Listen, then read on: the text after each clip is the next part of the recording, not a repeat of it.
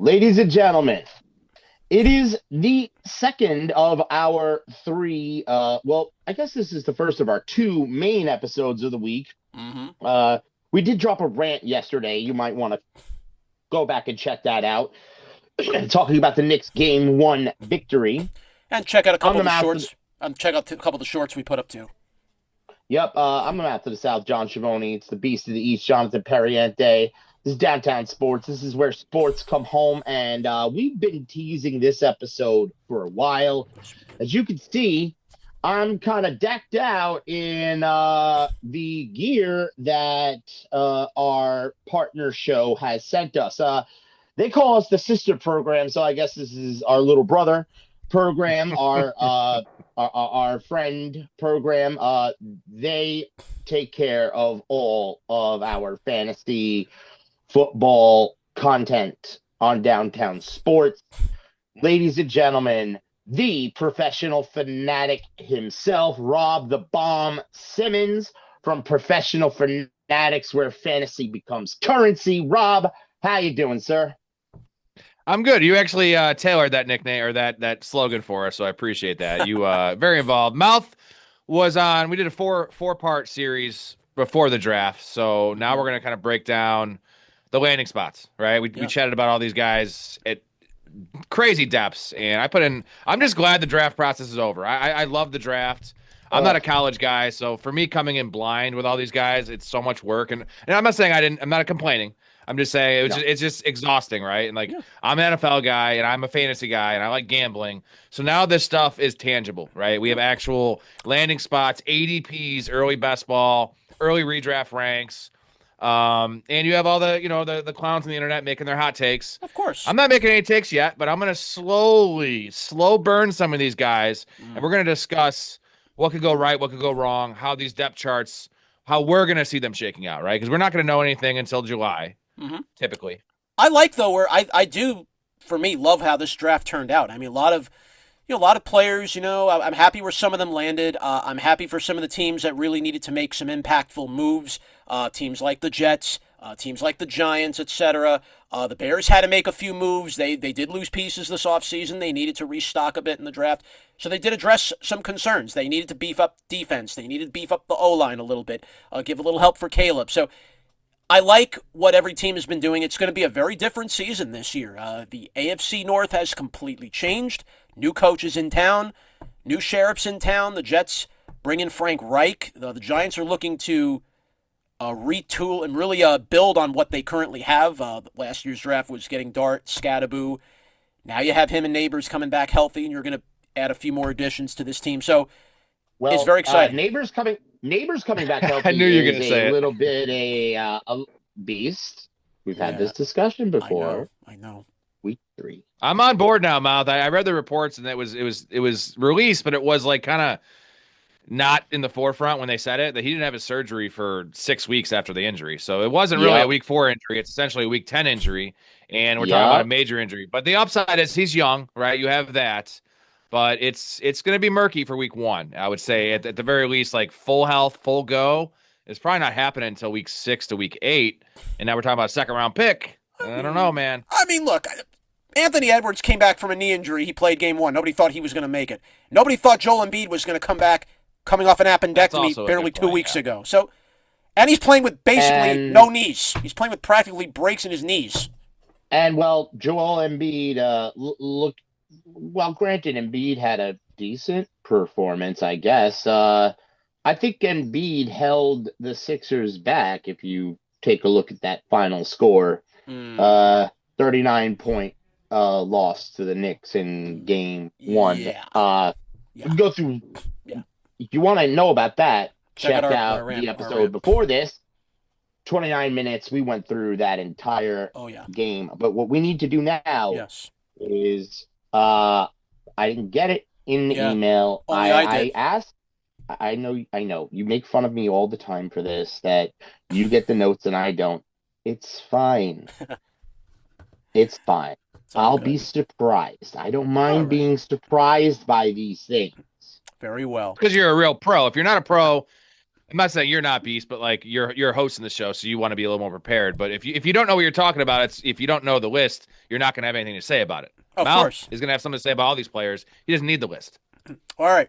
Well, let's run through your list. Let's start from number 10, and we'll kind of work our way up. I think that's fair enough in my book. All right. So you put at number 10 for an ADP of 228, Skylar Bell, the wide receiver that was taken by the Buffalo Bills. Yes. So we're gonna go. Essentially, 10 is I'm going in ADP order. So these are the lowest guys. These are the guys that are going to be less talked about. And the top three guys, or the bottom three guys, 10 through 8, are guys I love. That's why I put them on this list, because they're guys that I think need to be paid attention to more. And didn't have the highest draft capital, but guys, I think Mouth is an agreement on with some of these guys at least that we love. So Skylar Bell out of UConn. Literally the best dominator rating of any wide receiver in college last year. 100 receptions, played at UConn. Not the biggest guy in the world, 6 feet, 195. He comps to me as Stephon Diggs. I kind of put him with a Stephon Diggs mixed with Jordan Addison level player. But I love the production, and he's a guy that can play all three positions. The Bills got a steal here. Yeah. And why it's great for them is because they, DJ Moore is kind of a similar type player, right? He can play the slot, he can play outside. Smaller guy, but plays bigger. And the Keon Coleman experiment's pretty much that was horrible. I mean, Keon Coleman was a flame out. He was a flame out. He's on the team because they can't. No one's going to trade for him, so he's just on the team. And Josh Palmer was way overpaid from the Chargers. So and the tight ends are just always hurt. Dawson Knox is fine, but Dalton Kincaid has degenerative knee issues. It's like a Todd Gurley situation, and he just has never stayed healthy. And they love their tight ends, right? And they don't throw the running backs very often. This is a bet on Josh Allen. It's a bet on that system and Skylar Bell's talents. The draft capital wasn't super high, but it was also a wacky wide receiver draft where you saw Deion Burks go in the 7th round, guys that were top 12 in a lot of people's boards. I personally had Skylar Bell as my 6th rated receiver coming out of this draft. One of my favorite guys. Consensus was like 15. I love this kid. I love the landing spot. It's going to take a little bit of time to work, but I think by week 5, week 6, he could be in 3 wide receiver sets every play. I think Josh Allen's perfect for him. Josh Allen is absolutely perfect for Bell. Josh Allen needs weapons. He needs somebody that he can throw the ball down to, and he's never had it. Khalil Shakir, is he any good? He's middle of the road. He was a middle of the road receiver. Coleman, was he any good? No. Kincaid would get hurt. It was either James Cook and Josh Allen pretty much had to do all the work, and you really couldn't trust much of your receiving core. If Skylar Bell can develop himself into a top weapon for him, I don't know if he's going to be a 1 receiver, but he could definitely maybe be a 2. Could he peak around 1, perhaps? I mean, if maybe Buffalo, because now you have DJ Moore, and that's true.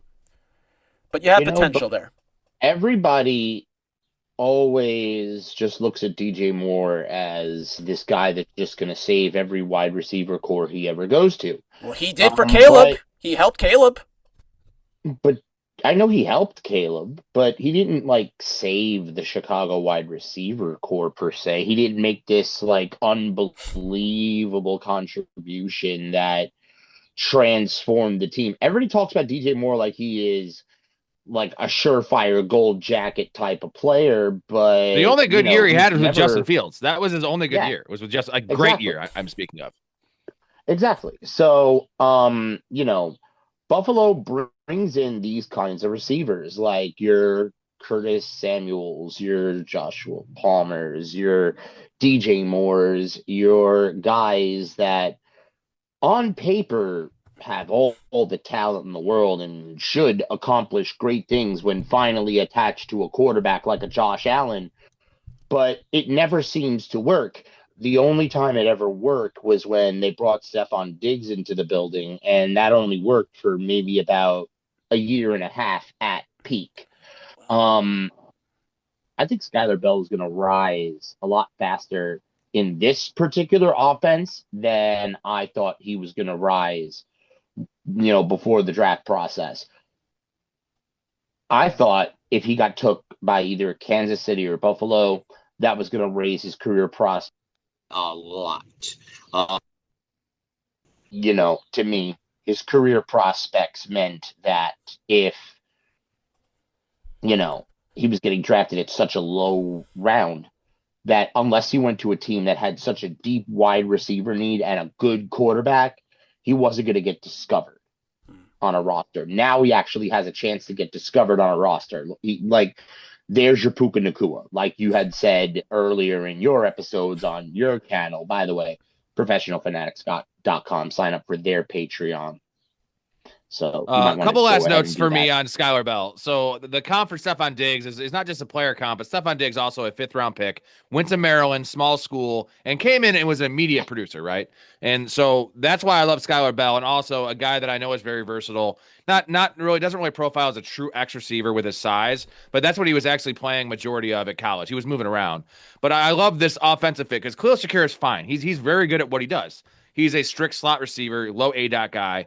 But if he gets hurt, Skylar Bell is going to take that role. If DJ Moore gets hurt, which is rare because he never gets hurt, but he's getting up there in age, he's going to take that X receiver number 1 role. And then if they all stay healthy, there's going to be room for that third receiver. And like I said, their tight end room is just always hurt.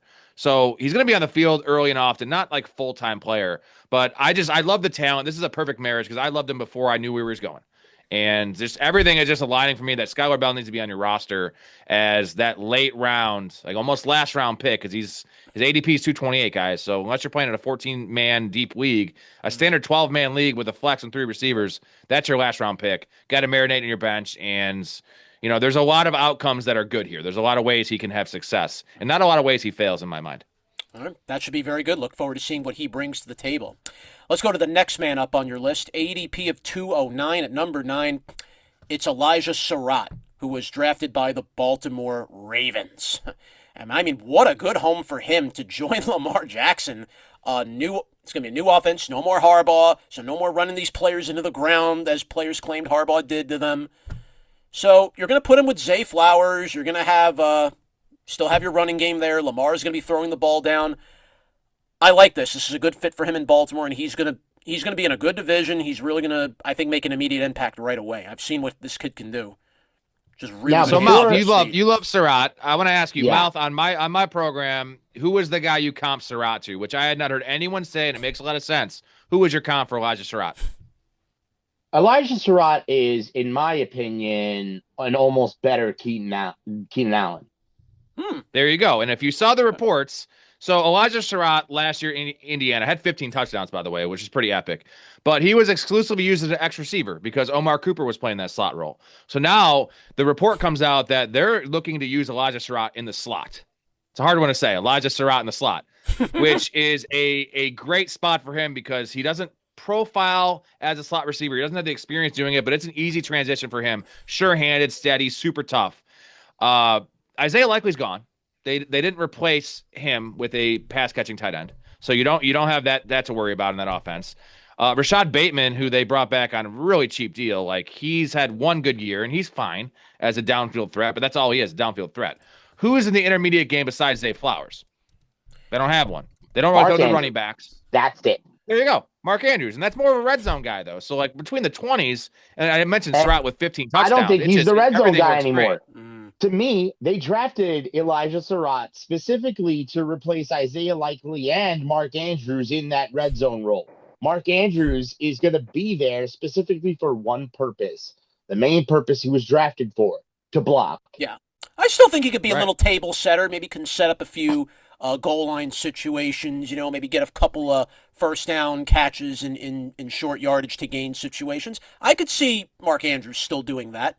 Maybe here and there, but if he's open, get him. Even if he does it matter though, right? Because Zay Flowers certainly doesn't do that. As much as I'm a big Zay Flowers guy, have been since Boston College, they refuse to throw him the ball inside the 30-yard line. So you don't have any receivers stealing touchdowns. Every other year, Lamar has his, 35 passing touchdown season, which, we know he's going to bounce back. Like, this is just legit amazing because Surratt is a pro-ready player. Like, maybe doesn't have the highest upside of this class because he's not a burner, 4.55 speed, 6'2", 210, but the Keenan Allen comp is perfect. And I didn't think of it, Mouth. I got to give you credit because it's because he wasn't used like that in college. Doesn't mean he can't be used like that in the pros. Rashee Rice was a strict X receiver in college playing outside, and we have not seen him play outside once in the pros because you're getting with a good coach, and they're like, oh, you're best suited. You're going to be a big slot. Elijah Surratt's a big slot, and this just screams value. 6 or 8 touchdowns, I feel like. I'm not going to say is his floor, but that's not his upside. His upside is 10 touchdowns in this offense.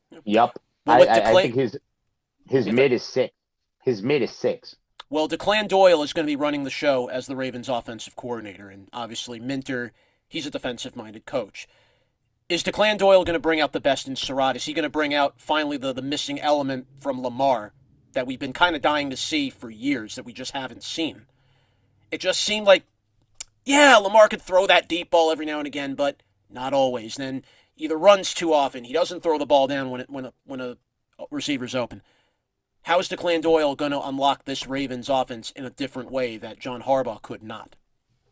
People speak of Declan Doyle in a very high light. I'm from Chicago, so I again, it's tough with these really young coaches, and like everyone's the next big thing, right? Everyone's the next Sean McVay, and there's only a couple of those guys. But just from what I've read in smart football circles, he seems to be the next guy. He's the next guy in waiting that will get the head coach job in 2 or 3 years, maybe even 1 year if this works out. Because what a better spot. Is there a better spot than having a hungry Lamar Jackson?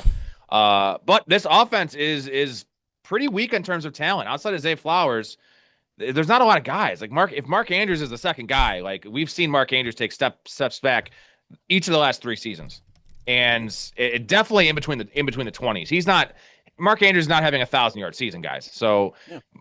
There's a lot of meat on the bone here for whoever it happens to be, and DeAndre Hopkins is gone. Yeah, I just don't think Rashad Bateman's the guy anymore. And you're still going to be relying on an old Henry. You're still going to rely on an old lion and Derrick Henry to run the ball. Which, and by the way, Adam Randall being there is going to be a big boost to this Ravens team. Is Randall going to be the big future at running back for them? Does he have that type of potential to be an elite running back for this group? Yes, actually, if you really take a look at his tape and watch him, he does have the potential to do that. And the fact that Henry is really only taking about 50% of the snaps in Baltimore, even though he gets all the production in the world, there's a lot of meat on the bone for Adam Randall. All right. Adam Randall, who was handpicked by the owner, by the way. They let him have 1 pick. He's like, I like this kid, which you could say is a good thing or a bad thing. But I loved Adam Randall coming out of Clemson, converted wide receiver, giant human being, which makes sense to be backing up Derrick Henry. All right. Well, sounds good. And I think he seems very hungry about it, which I think is good. I think we'll definitely see him used in big packages as the season goes along. All right, let's keep moving on to number 8. ADP of 187, Nick Singleton. This isn't a name I've really we were talking the draft a lot, but this wasn't a name that really came up a lot when we thought. I'm going to say this. I have to jump in here. Please. I have to jump in here. At 187, and I've been throwing it out. At 187, Nick Singleton is going to be the one back that takes over his backfield this year. Completely. Yeah, outside of Jeremiah Love, that's it. Are you sure? Because Algier and we just talked about Randall, how good a back he was. So there were really about what? There was really about 3 or 4 good running backs in this draft, and we knew about Love. And this is one of them. This is like one of the ones that could actually fill a 3-down role, take a workhorse role, do the job. And with Cam Ward and the receivers that they have, and Tate and Ridley and Iamana and DK and Gunnar Helm and that O-line, and Pollard is a good veteran. And you have Tajay Spears, and you got Spears. Well, here's the thing. Pollard and Spears are both scat backs. Singleton is actually a workhorse. Well, then it's assumed he's going to be the number 1 back this coming year. So is he going to be the top running back on this group? Pollard, but I think towards the end of the season, you're going to see Singleton take that role. He's going to get 50% of the snaps by the end of the year. I'm putting my stake on that. At 187, by the end of the year, by like week 8, you're getting Tennessee starting running back. This is my favorite one. So again, gets cut. I put these bottom 3 guys. I'm really high on these guys, so I'm glazing these guys. And, you'll see as we get closer to the top, there's guys I think are trash based on their ADP. But Nick Singleton is a guy that I was down on in the process because he broke his foot at the Senior Bowl, did not do any testing. And this is a guy that would have done a version of Mike Washington at the Combine, just blew everything up. 4-year starter at Penn State, broke Saquon Barkley's touchdown record.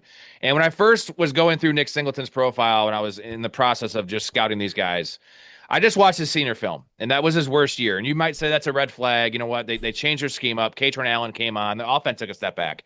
And then Story talked him up, who my co-host Mike Story, that's the college guy on our show. And I'm like, I got to give this guy a deeper look. Maybe I judged him too quickly because the film wasn't great his senior year. I went back and watched the rest of it, and specifically his freshman year, true freshman. And this dude, it looked like Saquon Barkley. He's 6 foot 220. I project 4.35 speed. And when I first watched him, I didn't have his size speed. I thought he was 200 pounds. Like, this is how this guy moves. His best feature is his pass catching. So he's a guy that has a early down body with a scat back type skill set. And he has some vision issues. There's some issues in Nick Singleton's game. But he's also on the Titans, who are not winning anything this year. I'm high on the Titans. I think they're going to have a good year. They might win 8 or 9 games. But they're a couple years away, right? They're a very young team. They're in transition, new coaching staff. This is Solid Dable we're talking about here. This is Robert Sala and Brian Dable we're talking about here. Right. And I don't like them as head coaches, but together, their powers combined, I do like what they're doing there. But why would they play Tony Pollard all gas when they're 3 and 5? Gas. It's all gas, no brakes, and the map they're using was drawn in crayon. Yeah, with that kid's glue too to get the pages together. Oh, non-toxic. And they let Dayball have too much control over the draft board. That's why Kate is. Dable got you good pieces for the Giants before he left. He got you Dart. He got you Scataboo. Don't forget that. And he got you Neighbors. Do you see this face of mine? Does this face of mine look extremely happy about all of these things? It's a hiding happy. I know you're ready to explode that, hey, Dable left us one last consolation prize before he jumped ship. Right? Yeah, ticking time bomb. 2 more points on Nick Singleton that I just got to get off my chest just because I love this guy so much. Sure. There's so many, just like I mentioned the Skylar Bell thing, there's so many ways this works. Them being bad, he's going to get the work. But let's just throw that out of the equation. The pass catching I mentioned is huge because Tajay Spears can never stay healthy. I like Tajay Spears, but he can't even handle staying healthy in an ancillary role. So that's risky. Tony Pollard's getting up there in age, also has had his fair share of injury concerns. And Nick Singleton's the type of back that can be the double handcuff, right? He can have his little 6 or 8 touches early in the year. If Spears gets hurt, he's already sliding into that 3rd down role. If Pollard gets hurt, they're not putting Spears there, guys. There's just no way. They're just because he's going to break then. They're going to put Singleton there, and then end of the season stuff. Why play Tony Pollard when you're 6 and 7 for the fantasy playoffs? Like there's just no. They'll shut him down. You also want to lose some more games. Get a look at this kid who's raw, who should have been a second or third round pick if he tested. I really believe that. A 5th round pick was just people saw the injuries. They saw the bad senior year. It's not even injuries. Not playing. It's not stuff he got hurt on the field. This was a Senior Bowl injury. It wasn't really a football injury. It's not like this is Jordan Tyson who's had all these injuries every year. This is not that. And this is 3-round value. One of the best picks in the draft. And for fantasy, this guy, I'm telling you, this is the perfect late round dart throw. He's going to return value. Well, I think. When I told Rob, when I told you that, when I said I'm like, I think Singleton is going to be the starter in Tennessee at the end of the year, and he's going at like almost 200, bro. Like, why are people not drafting him? And you're like, he's not going to play. I'm like, no, he's going to play. Think about it. Think about where he went, Rob. And you were just like, wait a minute. Yeah, absolutely. You thought about it for like 2 minutes, and you were just like, oh shit. You got absolutely. It like popped in your head. Like you were just like you had like one of those aha moments. And also, Tony Pollard would probably be a prime mid-season. Trades don't happen in the NFL very often, but since the younger GMs have come in, trades are much more prevalent in the NFL than they were, 20 years ago, 10 years ago even. Tony Pollard's the prime candidate. Cheaper contract, veteran dude that can play multi-role, like a multifaceted player. And why wouldn't they trade him? You get a 4th-round pick for Tony Pollard. You're table setting Nick Singleton here, and like there's just so many things that make sense about Nick Singleton, and the talent is like the bottom of the list, and we all love the talent. So he could be probably one of those middle, late-ish round picks for fantasy draft. He could probably be like one of those sleepers, if you will, for those that are trying to maybe build a little depth later in the draft. He's obviously not going to go early in fantasy boards, but he probably could go about mid. Maybe we said like pick 187 is what Rob had said. Pick you're looking at 15th round, 14th, least, 15th round, and that's in best ball, so it might be later in redraft, which is going to be the last round pick. All right. let's keep her moving. Let's go to the next man on the list. And, well, we're going into another running back. He's on the Broncos, an ADP of 138, Jonah Coleman. Definitely. Mocking blow. I think this is, you know what? Denver needed a running back. You know, I thought wasn't RJ it. Harvey was going to be kind of that guy. You know, he had his chance to take the role after J.K. Dobbins got hurt. And now J.K. Dobbins is the number one back in Denver still. That should tell you about how well R.J. Harvey did. It's a shame because Dobbins was obviously the speediest back before all these injuries. I mean, the Ravens never gave him a chance because he was playing behind Lamar when he was still young. You go to Denver, was doing some good things. You play behind Bo, but again, he got hurt. Harvey had to take over. All right, so now in comes Jonah Coleman. Bo Nix supposedly will be back in time for the start of the year. He's coming off a serious injury. Obviously, he got hurt at the end of the championship game, the week before the championship game. So is Coleman going to be a good fit here with Sean Payton? Good fit, yes. Good player, not so much. I'm higher on Jonah Coleman than Mouth is. Mouth, give him your Jonah Coleman spiel. You hate this guy. Jonah Coleman is basically the equivalent of a human, like, Yeah. He is big, but he plays small. He's 5'8". Like, He's not a tall dude. He's 5'8". Yeah, but he plays. I know he's 5'8", he's 220, but he has no lateral. How are you a running back and you can't move laterally? That makes zero sense to me. And then he has no push when he hits the line. Like, Okay.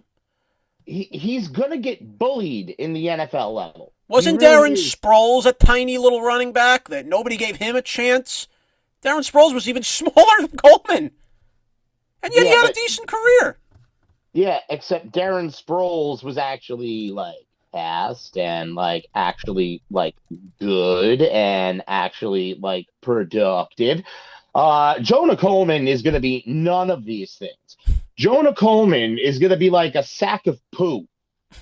Wow. And that's what Sean Payton likes to draft usually. So this fits right in with what Denver does. I love the landing spot, though. I do love the landing spot. You're tied to a top 10, potential top 10 offense with definitely like a top 5 defense, which is what you want for a running back. And now the issue is 138 is a little high, but J.K. Dobbins, whether you think he's good or not, I personally don't think he's good anymore. I don't know how good he ever was, but another injury, another year older, that's not good. And R.J. Harvey was 3.3 yards a carry last year. Now, I still have a lot of hope for R.J. Harvey, but they have showed us that they drafting Coleman alone showed us that he is not the guy. He's not the 3-down back. He's not the workhorse. And we know And J.K. he's not Dobbins. the goal line guy. No, so Jonah Coleman will be the goal line. Jonah Coleman will be the goal line guy. My comps for Jonah Coleman were, I think the main comp is C.J. Anderson. This type of body type, a bowling ball, a sturdy guy. Mark Ingram was also another one I threw out there, but the bad thing is A.J. Dillon is my low end comp. This could be an A.J. Dillon like player, and that was it's just my a murky spot. So this is an X factor pick in fantasy because it's not super early. Don't get me wrong, it's a 10th round pick, but there's still a lot of good players on the board there. You're looking at a rookie in essentially a three-way committee, but he might get. I would say he's probably the favorite to get the goal line work. J.K. Dobbins is the favorite to get to lead the backfield. R.J. Harvey's going to get the high value touches, right? Some stuff in the red zone in terms of, third downs and all the third down stuff, and he'll get a couple series. I still prefer R.J. Harvey to J.K. Dobbins. I don't know why people are drafting J.K. Dobbins in best ball, just because Jonah Coleman's going to be that thorn in both theirs, mostly in J.K. Dobbins, right? And I see the upside. He's going to take an injury to be an actual RB2, and then, what is it going to look like when J.K. Dobbins gets hurt?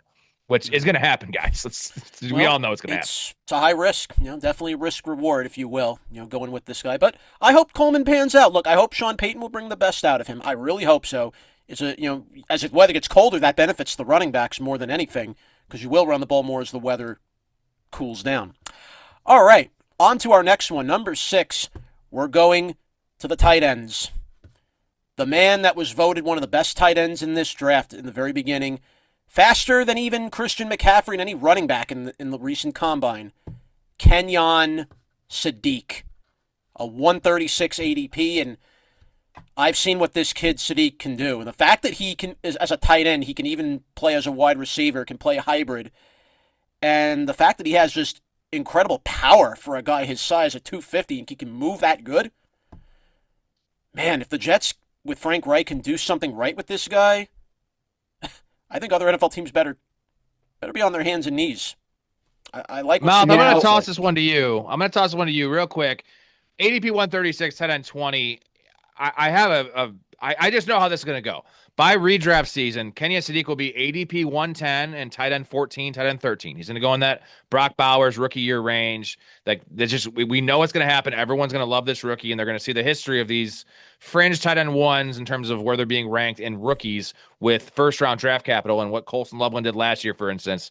So, like, let's take this ADP and tight end 20 with a grain of salt. I am very confident he's going to be inside the top 14 tight ends. So, Mouth, you have this theory, and you're really, you guys are both New York guys. You know the Jets.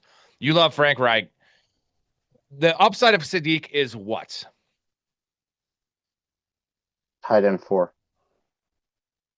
And well, what schematically more so? So tight end 4, that's wild. Schematically, you broke it down to me and what you thought that the upside would be with his usage, right? His alignments, Oh, how they yeah. deploy him. Well, yes, I did. And I did earlier on the show when we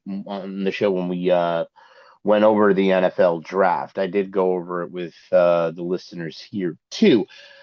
I honestly think they're going to deploy him a lot like either a big slot, or B, a X, because they have Omar Cooper Jr. to be that slot guy. Mm-hmm. I honestly think your new bunch formation X is Kenyon Sadiq, because if you look at his film, I've actually watched more film since the Jets have drafted him, trying to figure out what in the crap were they doing when the entire off-season plan was Mekhi Lemon at 16.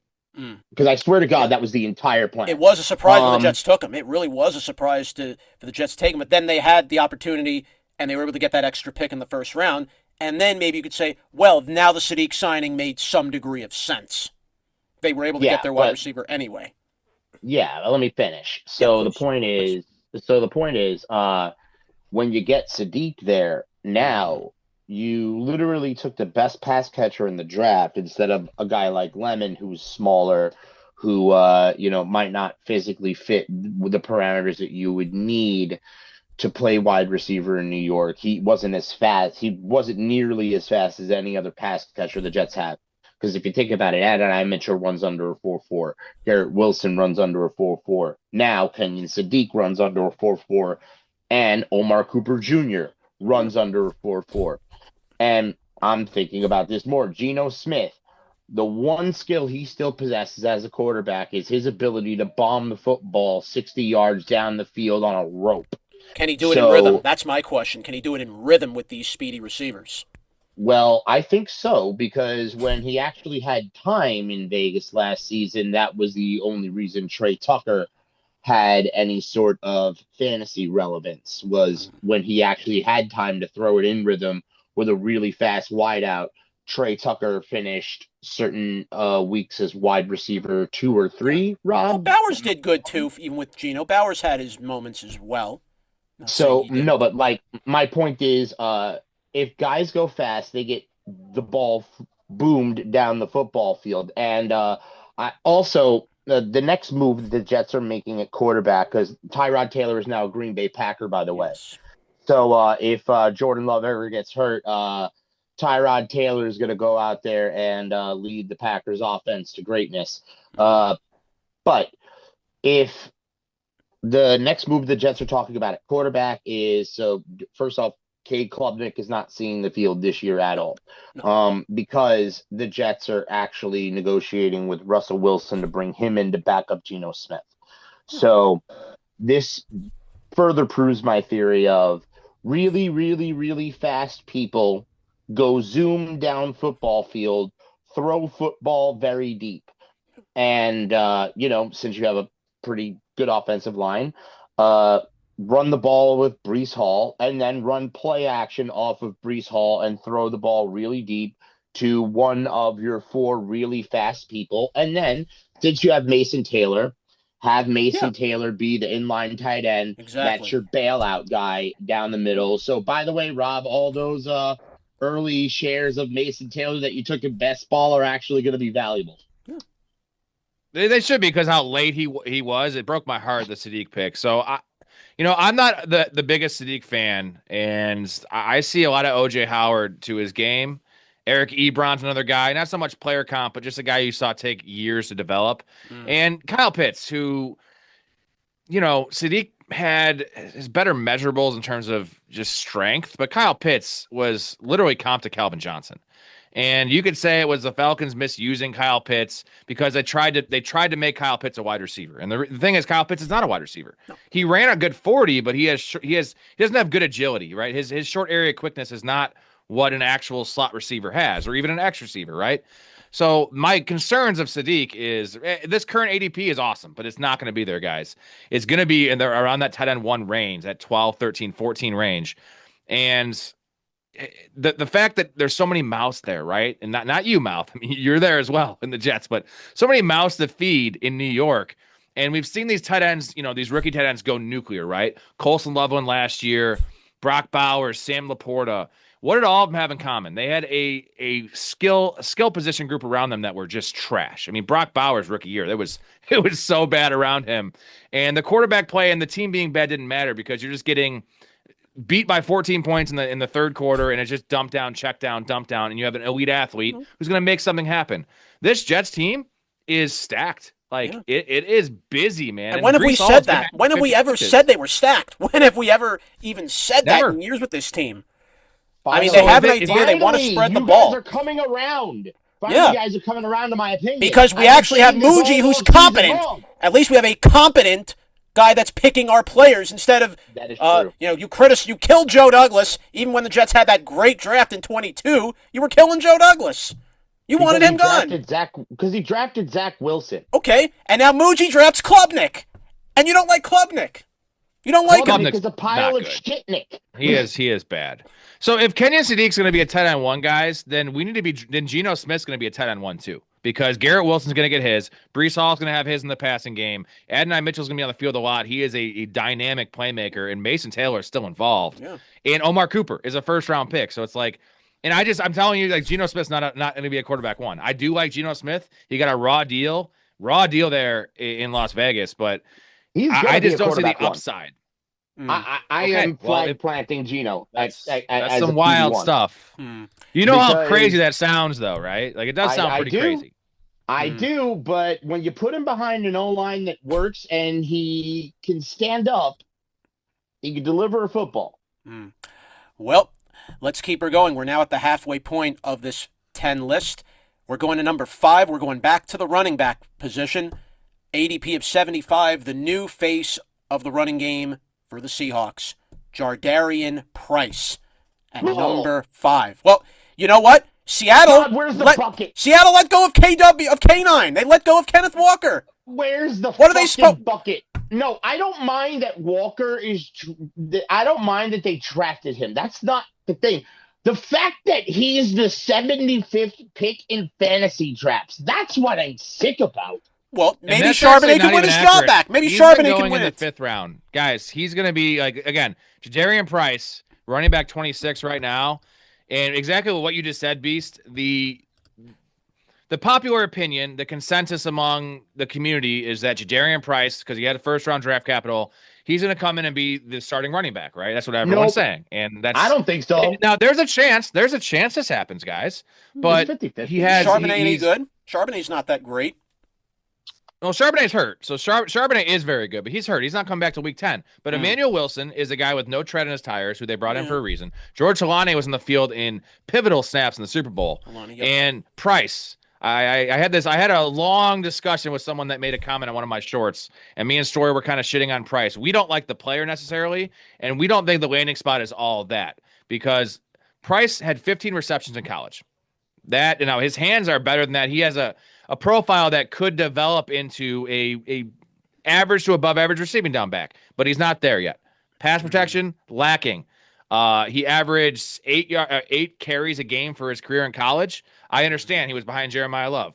I loved Roschon Johnson coming out of college, out of Texas. Same situation. Bijan, of course, he's not going to beat him out. He didn't transfer. That's fine. Roschon Johnson's films in college was great. How has Roschon Johnson done in the NFL? He's out of the league now. I'm going to tell you why Seattle drafted Jadarian Price. And for everyone listening, this is going to help you understand Seattle's thinking. They drafted Jadarian Price, 1, because they lost Walker. 2, because of the injury to Charbonnet, and they need somebody to fill that secondary back role that is actually capable. 3, they can't have Rashid Shaheed returning punts and kicks. They also cannot have Horton returning punts and kicks. They need those two guys out on the field catching passes from Sam Darnold. Jadarian Price is an expert punt returner and kick returner. On top of being a in my opinion, if this were a normal running back draft, a second round running back talent. Yeah. Well, I think stress off JSN. You want to take the stress off JSN too. You know, you ran the whole team through Seattle JSN was the last pick, so second round talent. Only concern What's I have wild with about Price, you know how much he weighs? He's 205 pounds, guys. I mean, he looks like a monster. Like he looks like Nick Chubb out there. He's not Nick Chubb, first of all, in every respect, but 205 is Emmett Johnson's size. So, like, he looks great in college behind the best running back in football in the third quarter, up by 21 points against a gas defense. That's Jadarian Price. So I don't know what the film I'm watching is. He's a fine athlete. He's a fine player. So what I'm telling you, what you're going to get is you're going to get a guy that's going to come in, like, imagine, if you will, when you watched the Giants Super Bowl run when they defeated the undefeated Patriots the first time that they beat the Patriots in those 2 Super Bowls in the early 2000s. When Ahmad Bradshaw came in around the halfway mark in the third quarter to finish out the game, that's Jadarian Price. He's going to come in at like the end of football games, and he's going to like be the back that seals the deal for Seattle. Seattle needs a Emmanuel Wilson is going to be the guy that's coming in the first quarter, the second quarter, and for most of the third quarter to beat the living holy hell out of the defense. They're going to send in Jadarian Price at the end of the game when everybody's tired to send him in because he's fast, he's athletic. He's also a bruising back as well. He plays a lot bigger than his size. All this means that you're drafting him at way too high a price. Oh, you're drafting him at his ceiling, and the community doesn't like. I think we have a short memory. Yeah. Okay. There exactly. So Caleb Johnson. I know it's not the best comparison because Caleb Johnson was a 3rd-round pick, but the roster was a little better there in Pittsburgh last year. You had Kenneth Gainwell, who was forgotten after the Eagles, and then your boy Jalen Warren. But Caleb Johnson was hand-selected by this team, and this may have been an Aaron Rodgers thing, maybe not. But you know how many carries Caleb Johnson received last year? Humor me. In the regular season? 28. And all I heard all off season, and Caleb Johnson was going in that like 8th, 9th round, 7th round range, was Caleb Johnson. Najee Harris is gone. Caleb Johnson's going to have 270 touches. It's there for him, and he got 28. So the biggest issue with the fantasy community, where they get it wrong is they go A plus B equals C. Well, this guy's gone. These carries are available. Charbonnet's hurt. Like, I get he's a 1st-round pick, but he was the last pick of the 1st round. They wanted to trade out of that pick, but the Niners and Bills already did. No one took that pick. They didn't have a lot of needs. They're like, we need a running back. We're going to take this guy. We like him. I understand that. But, like, to say that this guy's going to have 200-plus carries even is a stretch. And if that's his upside, that's not worth essentially it'll be RB21 numbers where you can get Cam Scatterbo in that range, right? You can get guys that David Montgomery is going, only 6 picks ahead of, like, David Montgomery is going to be a bell cow on a really run-first team, and we know what David Montgomery is awesome. We don't know if Jadarian Price is awesome. He's already had a ruptured Achilles freshman year of college. So he's already had an Achilles rupture. You know what happens when you have an Achilles injury? It's very hard to be the same person after forget just tearing it, rupturing it is a whole different ballgame with an Achilles. So I'd like to say he's kind of on borrowed time before he even comes into the NFL, in my opinion. I know he's young, but a ruptured Achilles equals borrowed time for me. So we'll see what happens, and hopefully Seattle's the right fit for him. I hope McDonald will utilize him well. I really hope so. I mean, him spending a career splitting carries with Charbonnet is probably not a bad look for Price long term. I'd say dynasty, maybe. Price is worth a look, but definitely not redraft. But Definitely nobody not wants to this hear year. that because everyone wants every rookie to be the best thing ever. Travion Henderson last year showed out pretty decent. The numbers were better than the eye test, and I was saying that forever. And everyone's like, it's Travion Henderson's job. And I was like, when Stevenson comes back, it's going to be his job. And by the time the playoffs rolled around, Henderson was on the bench. And he had a 1,000-yard season. So I'm saying, like, Travion Henderson was also a much, same range in terms of NFL draft pick. But, like, that's just – there's so many examples of what I'm saying and few of what people want to make Jadarian Price and what they're going to pay because they all want the sexy new thing. And you know what? If we're smart around here, we're gonna let people take him. We're going to take our David Montgomerys. And if I want upside, I'm going to take Cam Scatterbo, a guy we saw dominate in the NFL and in an improved offense in New York. Yeah. That's All right. great. Let's keep her moving. We're going up to number 4. And this is a guy that we had pretty much on the top of a lot of boards when it came to wide receivers. Pretty much was number 1 and 2 on many boards as far as the draft and potential he could bring to the NFL. The guy that got drafted by the Saints, Jordan Tyson, at number 4. And I think the Saints are not only the perfect place for him, I think they have something really special in New Orleans if all the pieces come together here. You're going to put Tyson out there with Shuck, who looks really liked what I saw from Shuck at the end of the year. Definitely can throw the ball down. He looks like a pretty poised quarterback. And you're going to have Olave giving him help on the other side. I think the Saints maybe could they have something they can kind of get themselves back into the mix of the NFC South again. I think they're going to win the NFC South. You still have Atlanta. Atlanta's there. Carolina is there. They're there. Carolina got into the playoffs this year. They got into the playoffs this season. Yeah, they're going to be a 6-win. Yeah, they're going to be a 6-win team. I thought Bryce Young took major steps forward. I thought McMillan looks like a future receiver. Now they have another weapon with him. We were speaking our praises for Carolina.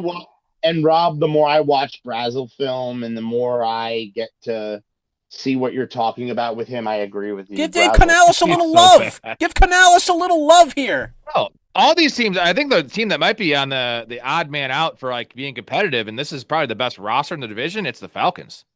Like the quarterback situation, because let's not forget about the Bucs, guys. The Bucs are 5-1. I'm worried about Tampa Bay. I'm worried about the Bucs. I'm worried. Bain was a great pick. You're out of your mind. Bain was a great pick. Ted Hurst, this is a proud team, and who has the best quarterback in the division? It's hands down Baker Mayfield. Yeah, Baker, but I know, but Beast, but you see, Beast is a little bit. He has Stockholm syndrome because he had a head coach name at one point in his life in his fandom named Todd Bowles, right? And that head coach ruined him. He stashed his cookies. He had cookies. He always gave out cookies. Okay, forget that. That's irrelevant. Every team that is coached by Todd Bowles since then, Beast is very down on. I mean, the tenure with the Jets. Well, what did Bowles exactly have? I mean, did the Jets even perform up to? He had a very calm demeanor about himself. Did Bowles? Listen, I'm not. Bowles didn't. Did Bowles come off as a guy that really lit into people? No. Todd Bowles' coaching tenure caused Woody Johnson to hire Robert Saleh. That should tell you everything you need to know about Todd Bowles' coaching tenure. Because with San Fran, Saleh was high intensity. He motivated his players. Did Todd Bowles motivate? We saw when Rex did that at work. This sounds like a Fanatics stream here. We're talking about Jordan Tyson, guys. Yeah, Jordan Tyson. So, that's right. Back to him. You love Jordan Tyson. I love Jordan Tyson as well. The injury concerns are undeniable. And real quick, before I get to Mouth's take on Jordan Tyson, the next two guys, so these three guys are all kind of going around the same range. They were the big three in the wide receiver in the NFL draft. It's Jordan Tyson at 4, Mekhi Lemon at 3, and Carnell Tate at 2. Not to spoil too much, but they're all going wide receiver 30, 32, and 34, all in that mid wide receiver 3 range. So, Mouth, Jordan Tyson, you are obviously really high in the Saints. and we were really high on Jordan Tyson. So this is a perfect marriage, and for fantasy, you're all in. Yeah, hell yeah. Because Jordan Tyson, I think, is the new one. Well, being I think he's Olave's gonna be had the new one. concussions. Yeah, Olave has had concussion history. That is a big And thing to also take a note because of. and also because Jordan Tyson is a true X. Olave is not a true X. To me, this puts Chris Olave where he should be, which is that Jamar Chase, CeeDee Lamb type role where he's moving around the formations, getting free So releases be a from the go-to. slot. Be like your go-to guy. Be a go-to Yeah, receiver. like That's what he should so, be. but he's not your like typical number one X receiver. Like comp Jordan Tyson to your Devontae Adams, to your Nico Collins. Like that's the kind of player that Jordan Tyson is versus Chris Olave, who is more like a Jamar Chase or a CeeDee Lamb. He's just been used incorrectly all this time because he hasn't had the proper person to be next to him. Remember when they drafted Olave, he was drafted to play next to Michael Thomas, who was at that point the most highly paid wide receiver in the NFL, who was a pure X receiver. No.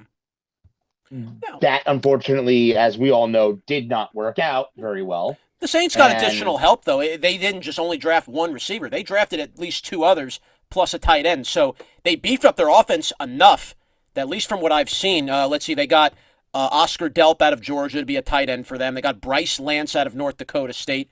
And then you get a wide receiver and return specialist in Barry and Brown.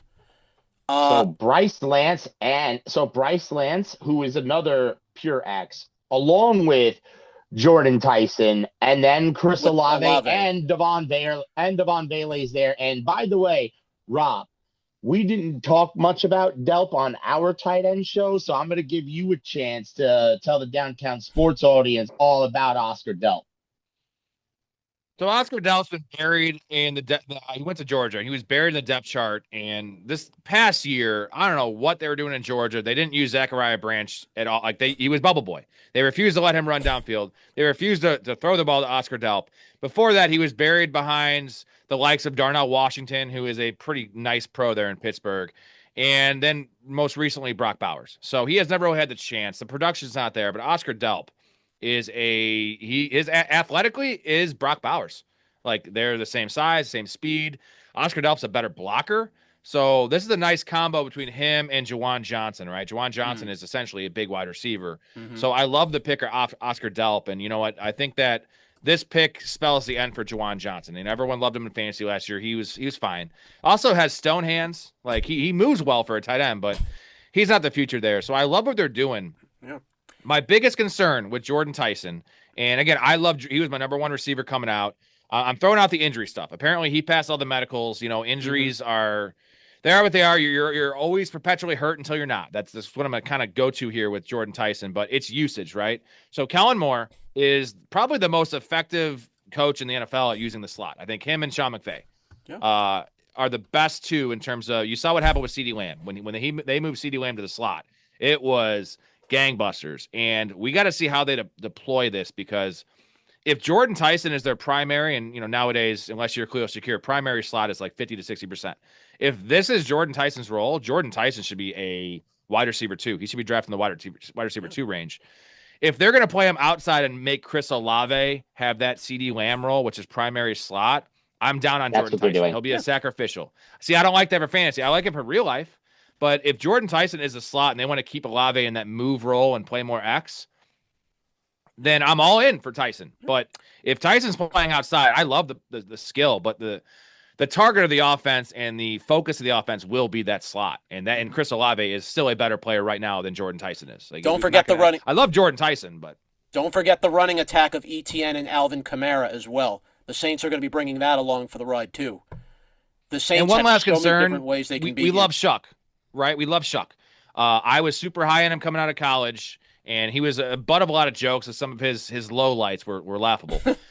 And it was a short sample, though, okay? And we've seen a lot of these guys with short samples, and he played about 8-9 weeks. He played for about 8-9 weeks and really was good. He came up big on my fantasy board. He came up really huge. He was a late pickup for my fantasy league, and he was huge for me.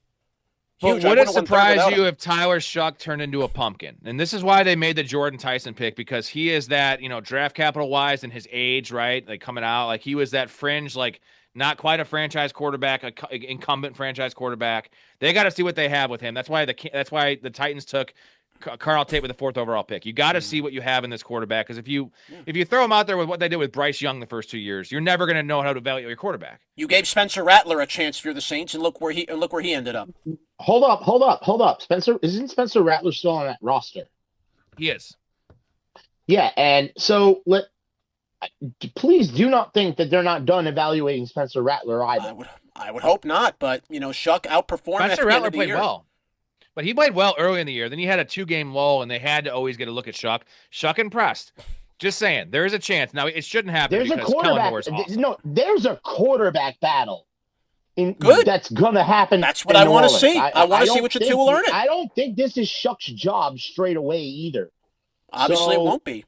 But I think Shuck, based on what I saw, I'd expect him to outperform Rattler to win the job this year. If it were up to me, it's Shuck's job to lose. It's his job to lose, that's for sure. But we've seen stranger things happen.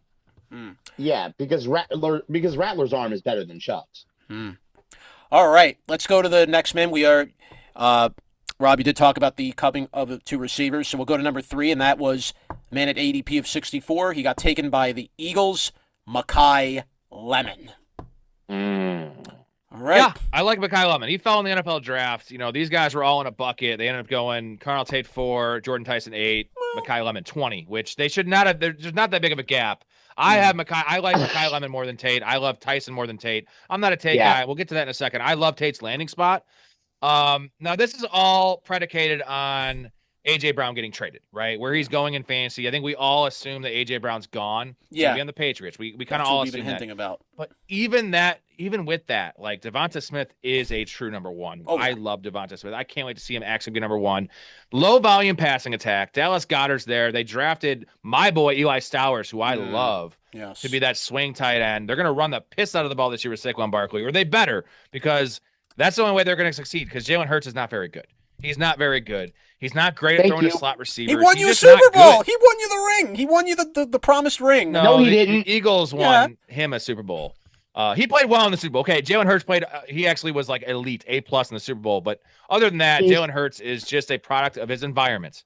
That's all he is. I have a question. He's good. What was the last thing that we heard that season that the Eagles won the Super Bowl? Was it let's go? Was it fly Eagles fly? Was it let's go Jalen? Was it AJ? Was it even Saquon? No. We were dying for Nick Sirianni to be fired. Thank you, Giants. We were dying for Sirianni to be fired. Thank you, Giants. Yeah. That was the last thing I heard that season on an NFL broadcast. Yeah. Well, if we're really worried about Hurts, the Eagles did draft a quarterback. They drafted this guy, Cole Payton, out of North Dakota State. Again, probably just filler. I don't think he's this guy that the Jets probably should have drafted. I'll give you that one. I love Cole Payton. He is worst case scenario. He is, I would say, a Taysom Hill level player. That's worst case scenario. And his quarterback play has, he's very raw, but he has decent arm strength. Just a weird delivery. This is the worst possible landing spot for Makai Lemon. And it's just the volume. Devonta Smith, they use the tight end. Saquon Barkley has 1 or 2 years of volume left. Like any other spot, man. Like I think maybe the Rams would have been the worst spot for short-term returns because it's Puka and Devontae Adams. But take away that situation. If you put him on the Raiders or you put him on the Titans, if you flop, I know they signed a slot receiver there in Wan'Dale Robinson. But if they didn't sign in Wan'Dale, that would be a great spot. This is not a good spot. Wide receiver 32 for a floor play. When is he going to have volume? Like, what's the target upside of Makai Lemon? 110? Now, I have a question. Is that his target upside? I have a question. Who's the goal ball guy in Philly then? Because Devonta Smith, possession receiver, good in zone. Makai Lemon, possession receiver, good in zone. Who's the one that's speeding down the field catching goal balls? Hollywood Brown when he plays 6 games. That's the answer, right? Like, that's the answer. No. Dontavian Wicks is a answer. possession guy. So they don't have one. It's Devonta Smith. Dontavian Wicks might have been that answer if his hands worked. Correct. So it's Devonta Smith, but I think this offense is going to shift to. They had to go back and watch that film last year, and Saquon Barkley wasn't great. He looked worse, but the offense when they were humming, it was Saquon Barkley and it set up everything else. And now they're losing AJ Brown. We're projecting it's going to be Saquon Barkley. It's going to be Saquon Barkley this year. If you want to know what the Eagles' offense is going to look like, I would invite you to take a gander at the Atlanta Falcons offense from the last couple of seasons. We're going to be drawing some pistols. We're going to be drawing some pistols because the Atlanta OC is going to be the Eagles OC this year, and they're throwing out Sirianni's offensive playbook, and they're going to be installing this gentleman's. I don't know why. Well, Tommy Rees is who joined Atlanta. That's he's their OC, Tommy Rees, and Sean Mannon was brought in for Atlanta for Philly. Okay, I mean Sean Mannon was a quarterback. Sean Mannon. You know what that means? It means that Saquon Barkley is going to have probably a 200% increase in pass production. Okay, which so is he's going to less get targets the ball again to the wide receivers. So they're going to throw the ball to him. Okay. So by the way, draft Saquon Barkley, guys. All right, draft Saquon Barkley in round 2. He's probably going to be maybe number 2, 3 on draft boards in round 1. If I'm thinking with Barkley here, if I'm maybe thinking that correct. No, Barkley's a mid-second round pick. Second, wow. Yeah, he burned a lot of people last year, man. And like I said, the fantasy community is babies, and they overreact to everything. Because I thought he'd be right up there with McCaffrey. McCaffrey, big pass catch running back. Barkley's right there with him. McCaffrey is the 7th pick right now in drafts. Well, he's getting older. He's dipped. It doesn't surprise me. You get older, your stock goes down. Wasn't he the RB1 last year, or like the RB2 or something? He was like number 1. He was like number was 1 or 2, maybe RB1 3. in full PPR. In full PPR, it had to be McCaffrey because he had almost 100 catches. Of course. No, McCaffrey does a little bit of everything. It might have been Bijan. He just does everything. But yeah, Bijan. Taylor, wasn't it? If anything, Bijan's going to be probably the top one now. It's going to be Bijan now. It's Bijan's time. Or Gibbs. It's Gibbs for me, bro. I had Gibbs at 2 last year. I took Gibbs at number 2 on another draft. So, look, he did good things for me. I'm not upset about it. But, Bijan Gibbs, it's a close one for me. But anyway, I hope Mekhi Lemon at least will be in a good situation in Philly. I really hope so. Again, your concerns are with Jalen Hurts, and you just don't think Hurts will be getting that ball down on him. Not at all. It's a shame. Next one up, this is the third and last receiver of the board, Carnell Tate, ADP of 59. Interesting spot for him. I mean, obviously we've talked about what the Tennessee Titans have already done, and look, will he do good things in Tennessee? I hope he does. I hope Cam Ward is. Did the Titans make a mistake drafting him at 4? Yes. Is this a bad landing spot for him? I don't think so. I don't think so. Not at all. Great spot. Not at great all. spot. This is amazing for Carnell Tate. Well, I hope Cam Ward will bring him up the right way. I want Cam Ward to have everything he needs. He's talked about it. He wanted to be involved in some of the decision-making in the offseason. So he wants to be great, Cam. I hope he will be great. If this has his hand in it, I guess that would make some sense because you need a receiver that could stay on the field. I mean, Calvin Ridley's great if he's healthy. If he's Calvin Ridley was all you had. Calvin Ridley was all you had. He was all you had. He wasn't even being utilized in that offense. You had Shamir DK. He was basically being used as your other top receiver at the time. And then Aya Maynor. Was really never had good. Like 4 good weeks, and then that was it. And then he disappeared. Yeah. So I hate Carnell Tate, guys. You hate Carnell Mouth, Tate. you know this. I had him at wide receiver 6, and that was I moved him up from wide receiver 8. He climbed up my board, and like we had it, Beast, that AI amalgamation of all of mine, Beast's, Chris's, and Tony's top lists for wideouts all put together had Downtown Sports putting Carnell Tate at 1. But the thing is, and I stand by that, even though he's not my personal number 1. But the thing is, landing spot ended up being perfect. And I really don't see how Carnell Tate has a bad career. I really don't see how Carnell Tate has a bad season unless Cam Ward is guarded. Well, the And he AFC won't. South He is a won't good have a bad test. year. It's a good test playing in the AFC South, though. You got the likes of C.J. Stroud. You got the likes of Trevor Lawrence. You got the likes of Daniel Jones.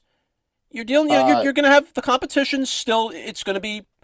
I If Cam thought Ward the is not South. the best if Cam Ward is not the best quarterback in the division by the end of the year, the Titans are in trouble.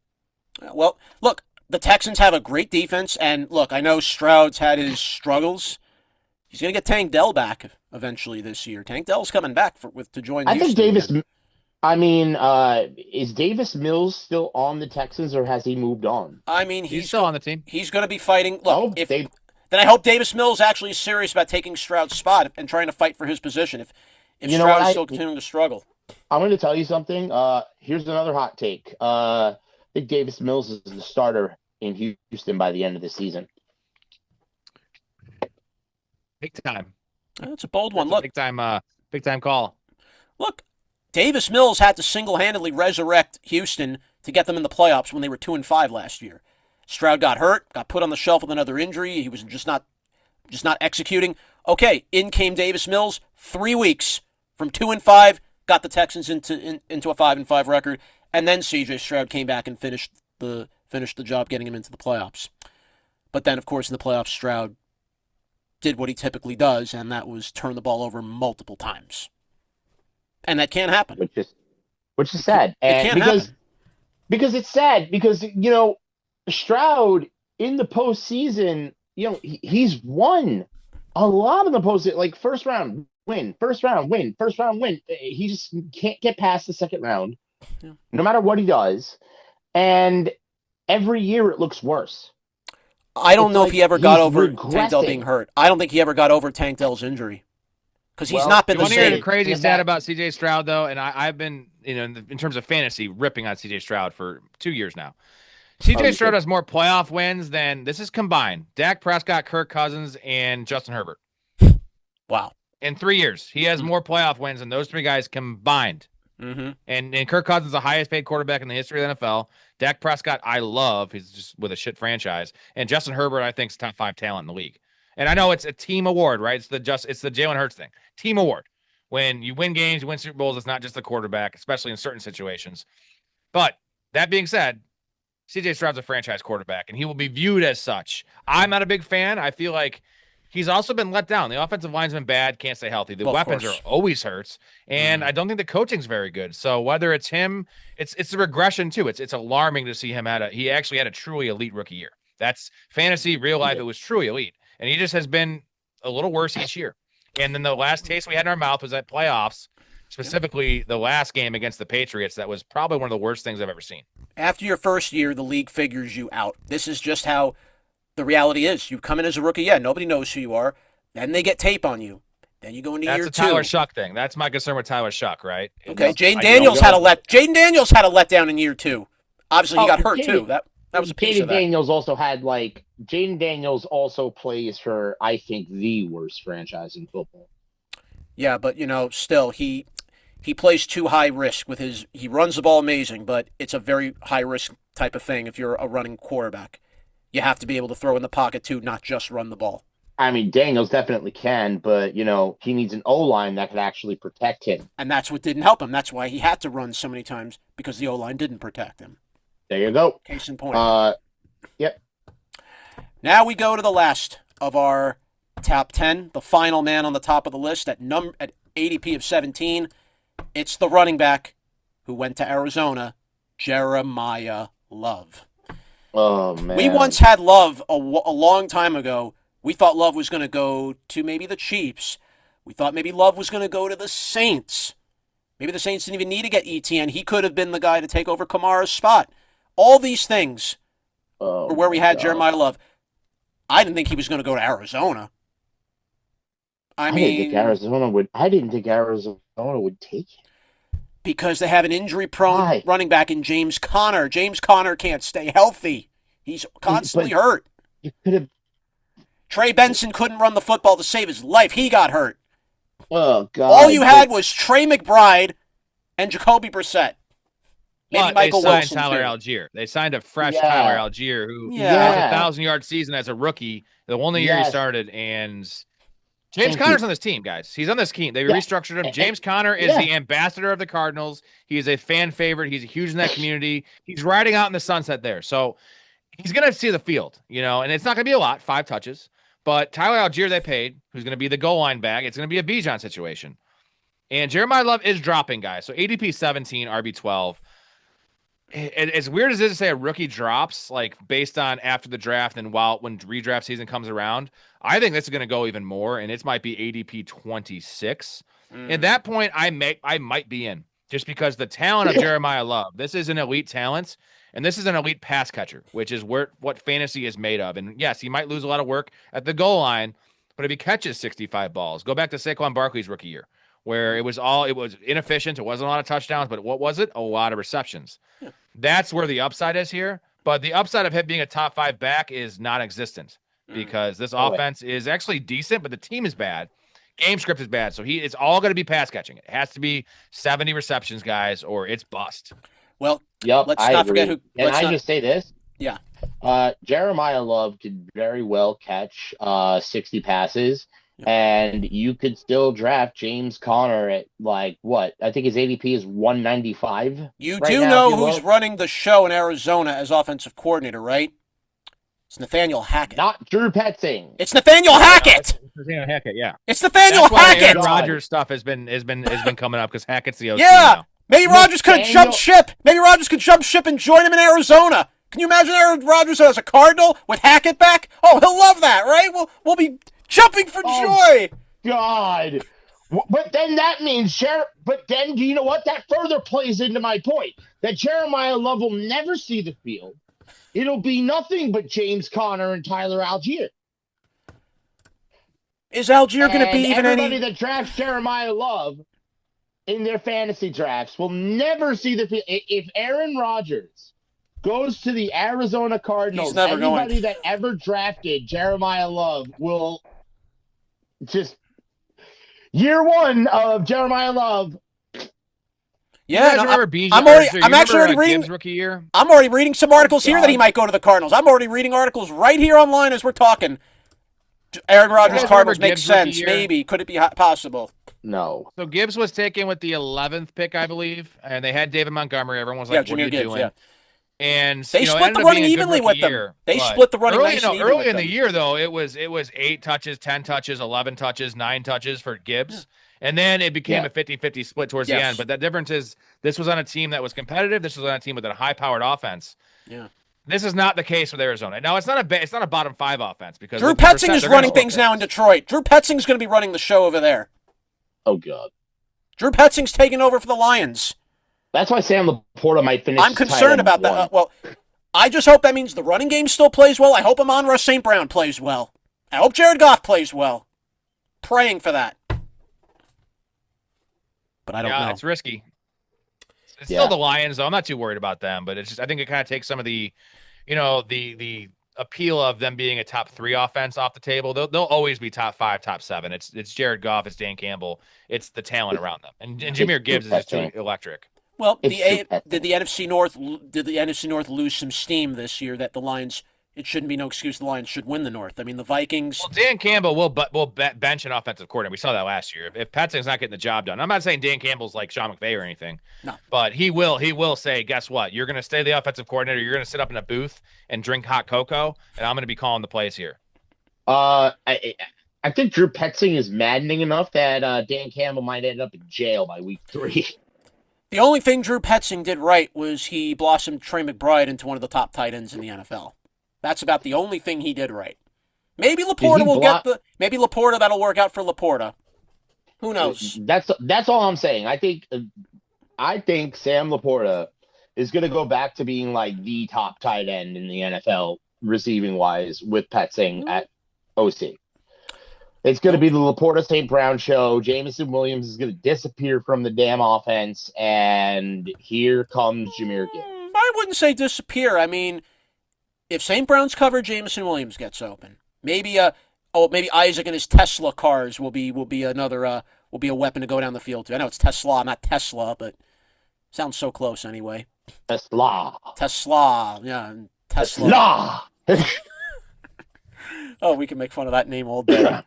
But did you hear this? It's not ETN, it's Etienne now. It's ETN. I don't think he even cares. He change doesn't care if you call it however you want to call it. No, he cares. he actually said that my name is not ETN, it's Etienne. Etienne. All right. So like Achan of like Devon Achan, how his name's spelled. All right. So then we could say it like we say Achan. Travis Etienne. Etienne, not Achan. What the? Okay. So Etienne. It sounds like a Pokemon.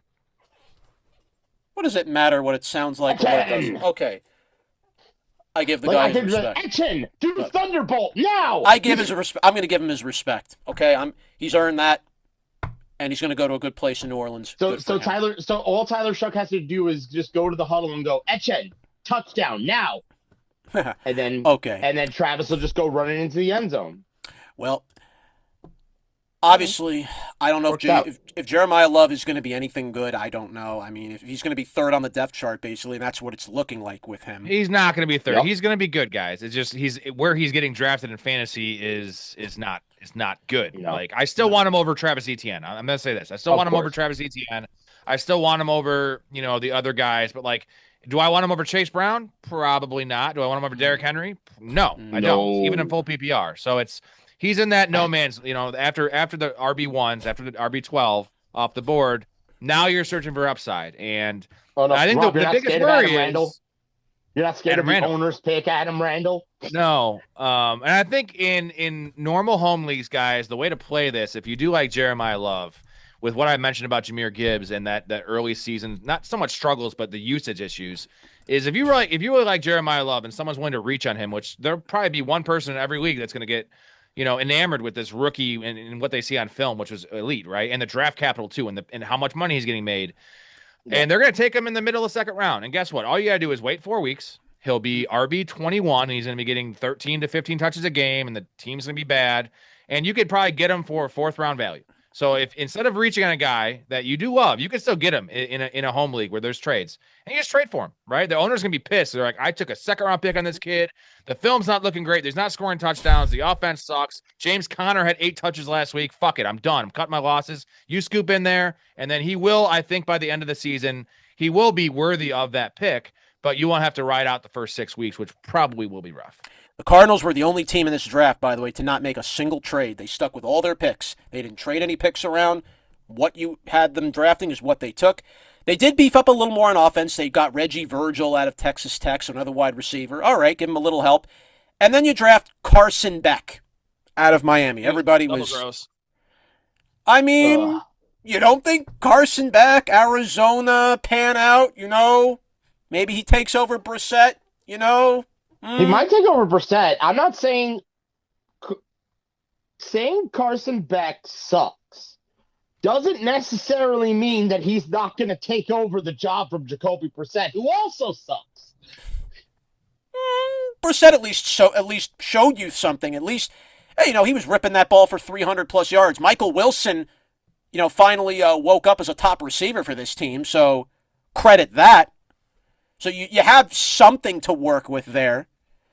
And obviously you keep Trey McBride. You have a quarterback. And you keep Trey McBride. So, okay, you got Wilson McBride. All right.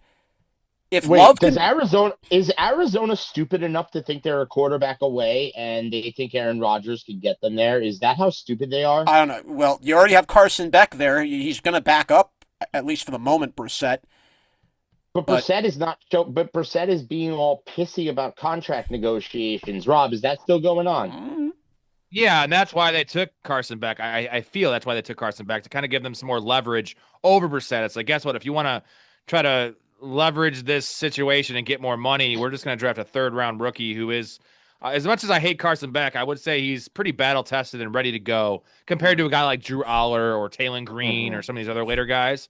And also, you're not winning shit this year, so what does it really matter, Arizona? Does it matter? Well, it doesn't matter. The NFC West is going to be it's a nightmare division if you're the Cardinals. And by the way, Beast, just to silence any of those articles that you have been reading or whatever, according to what I've been seeing here in ESPN, Pittsburgh has the first right of refusal. So if Rodgers decides he wants to play, it could only be for Pittsburgh. He can't come back and say, "Oh, I want to play for this team or that team or this Well, team or little that rumblings, you know, you just have the to hear the rumblings when you hear non-exclusive them.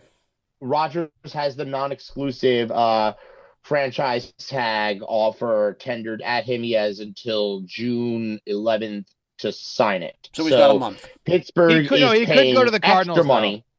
If the Cardinals want to offer him 1 year, $25 million, the Steelers just have to match that. If they don't match it, though, I think he's gone. So, but like they will probably match it because they need him, right?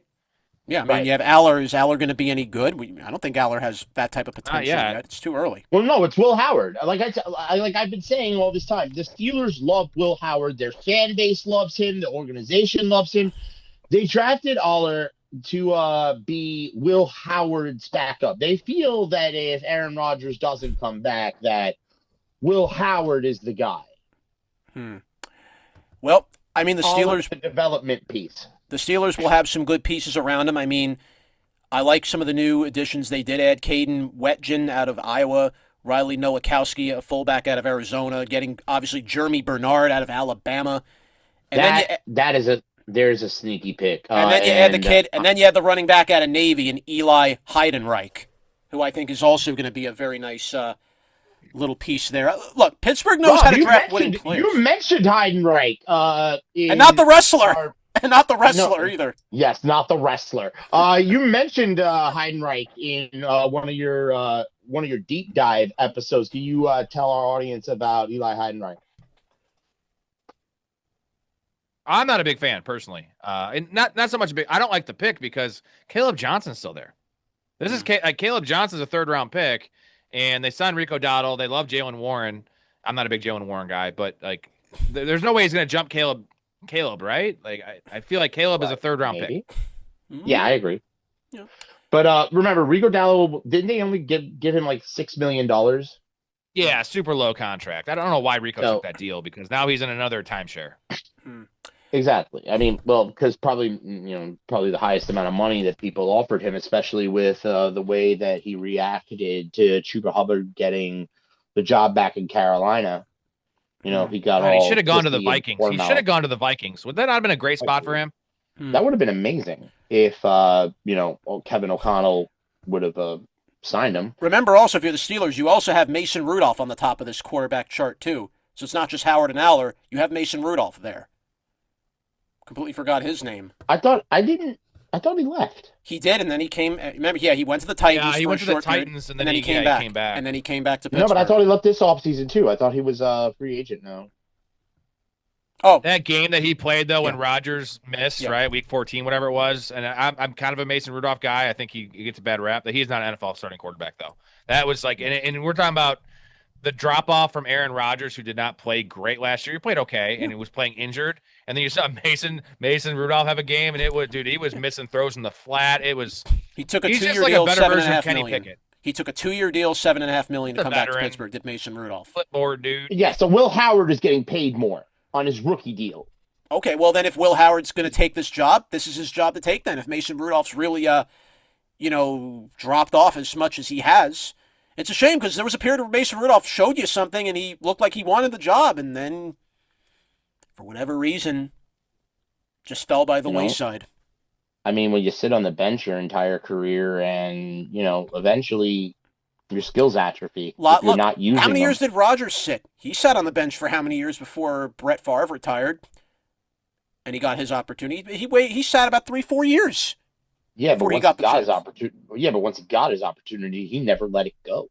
Okay, that's good. He's been a starter ever since. He's never seen the bench. Justin Herbert got thrust into it right away, and he didn't let it go when he made it into the league. So there you go. And there's the point. Mason Rudolph has been given at least 2 chances to be a starting quarterback in the NFL. He's failed them both. Failed in Pittsburgh, failed in Tennessee. Then when he even got the chance to back up Aaron Rodgers in Pittsburgh, come in for a game to put Pittsburgh in a better position to be in the post. Like, if Pittsburgh would have won Week 14, it wouldn't even have been a question, was Pittsburgh going into the postseason. The Ravens' season would have been over. Mason Rudolph had a chance to punch Pittsburgh's ticket into the postseason. They didn't do it. Well, I hope Will Howard takes this bull by the horns and can lead this Steelers offense. Again, they're going to be under new coach, no more Mike Tomlin, so this is going to be a Brian Mike Angelicchio. McCarthy. Brian And this Angelicchio is is the offensive coordinator, and Mike McCarthy running the whole show as head coach. Yep, it's McCarthy and Rodgers. But then again, that's the other part that makes me think, since they drafted Aller, Rob, I want to know what your thoughts are, because I'm lower than consensus on will Rodgers come back. I'm 50-50 on it. I'm not 80% like everybody else. I'm 50-50. I think Aaron Rodgers doesn't come back. As we get closer and closer to June, I'm 50-50 on it. Call me crazy. Will Howard might be the starting quarterback for Pittsburgh come September. Will Aaron Rodgers be on the Steelers? I would bet yes. Should he be on the Steelers? No, because he should have been on the team last year. Okay, what did you do? You went to the playoffs and you got smoked by a pretty bad Houston team when C.J. Stroud played a D- game. The Steelers are an interesting franchise, and the weird thing is they have really smart fans, but they want to be relevant. But like, you know how we are. We like to be your last or your first, man. I want to be Oklahoma City Thunder and compile picks and develop players. And Aaron Rodgers is holding them hostage. And it's like, enough's enough. You're not winning the Super Bowl with Aaron Rodgers. Like, not this roster. If he was on the Seahawks, maybe. I still don't think so, but maybe. Not at all. They're fine. They'll win 9 games. They'll win 7 games without him. And like, get better draft picks. Develop, see what you have with Howard, maybe get Aller in there at the end of the year. It's like holding on to a relationship is never going to work. Or if you're 30, you're dating a 50-year-old woman, like you want to marry this chick, like in 6 years, you're going to be like, well, she's like post menopause and offer a darkness retreat. Darkness retreat. Do you know what they did? You know what they did? They took a couple that broke up like 20 years ago. That the friends of the couple, they didn't know why the couple broke up. They never told anybody why. But the friends always thought that this was such a great match. Meanwhile, within the couple, they hit each other. They were throwing plates at each other. One set each other's property on fire, and now they put them back in the same darkness retreat room together.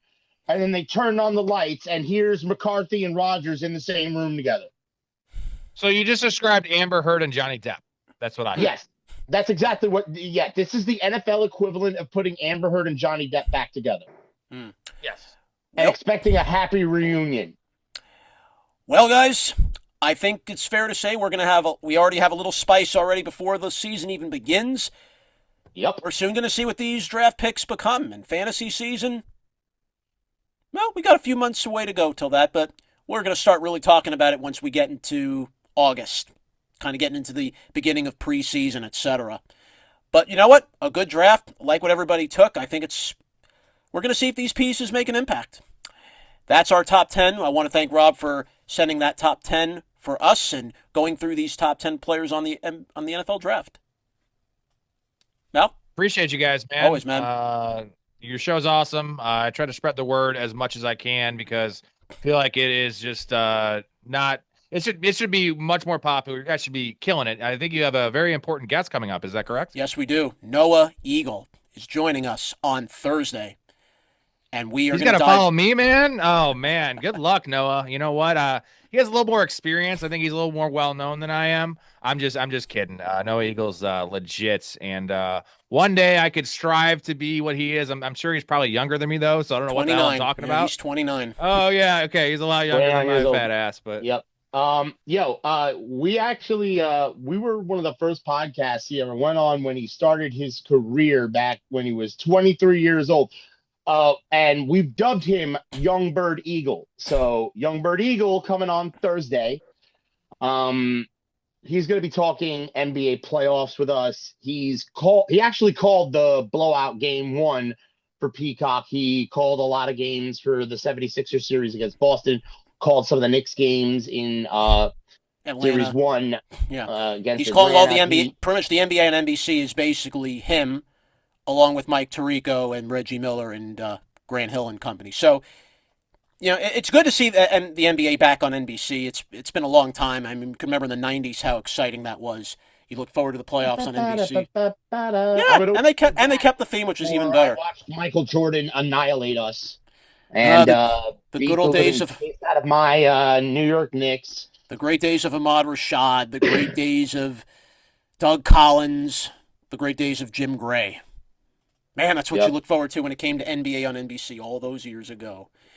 Now we got Young Bird Eagle. The new Hey. gen is coming on to talk with us on Downtown Sports.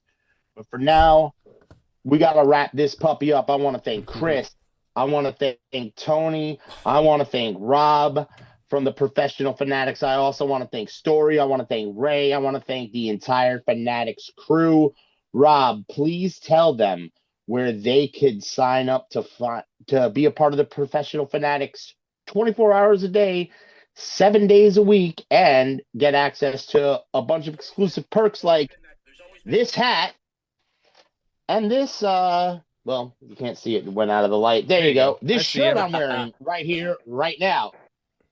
Yeah, man, we take care of our own. A lot of different perks in the Patreon, and also just 7 nights a week. I'm currently on taking a 3-day stretch. I haven't taken more than 1 day off. Usually I do 30 shows a month. There's usually 1 day off a month. I am on every single night with any of my 6 or 7 co-hosts, as well as Mouth, who joins me quite a bit, repping his channel, and he's also in the chat almost every night. And the community is awesome, so literally 10 p.m. Central, almost every night, you will see us on there.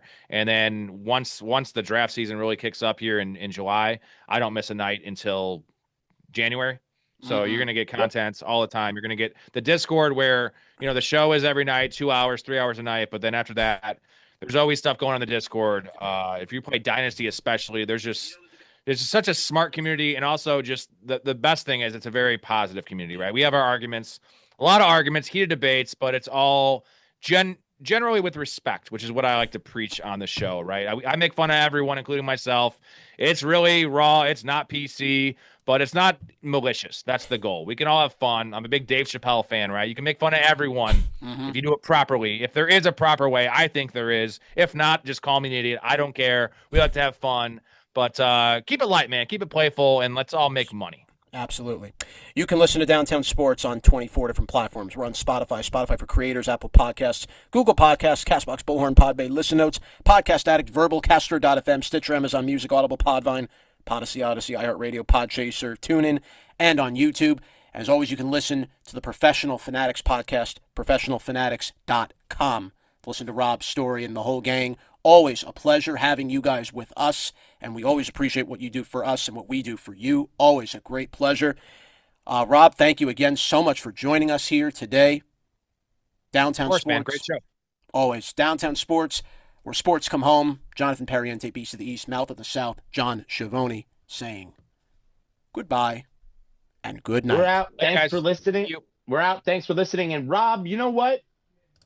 Do your sign off that you do on your live stream every night. Since we are on YouTube for the first time with you, this is your platform that you have spent 5 years building up, working on. So I'm going to let you take that final sign off. Go for it, sir. Ooh, love that, man. I always like to give people a positive message. It's love your life, stay positive, and respect each other. We're out. Goodbye.